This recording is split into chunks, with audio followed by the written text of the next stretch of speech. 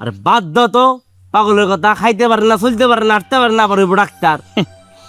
দেখো আমার কি মনে হয় জানো, আম্মা এখন কইব তোমাকে ওই ব্যবসার মধ্যে থেকে হাসুরে টাকা দেওয়ার লিগা এমন ভাবে ইমোশনাল ব্ল্যাকমেল করবো, কইব কি এই ব্যবসা কি তোকে একা, আমার হাসুর কি অধিকার নাই, তাই না রে? ওই তো এর একটা বিহিত কিন্তু করতে হবে তোমাকে।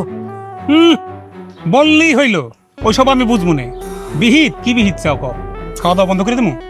আরে এই কথা কইলেই তো আম্মা যে কি করবো না করবো আল্লাহ জানে।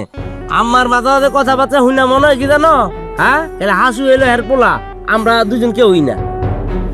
এত কথার দরকার নাই, সিদ্ধান্ত একটাই, ওগুলো আমরা আলাদা করে দিব। আলাদা করার পরে দেখবো কেমনে একজন ডাক্তার হয় আর কপালে কেমনে বাধ্যটা। ছোট বউ একটা চমৎকার কথা কইছে, শুনলে একটা গা জ্বলে ওঠে। জামাই ল্যাংরা, তার বউ হবো ডাক্তার। ঠিক আছে, বুঝতে পারছি। ওগুলো আলাদা করতে হইব, করে দেবো মনে। এখন তোমরা যাও, আমি আর ছোট হিসাবটা মিলাইতে দাও।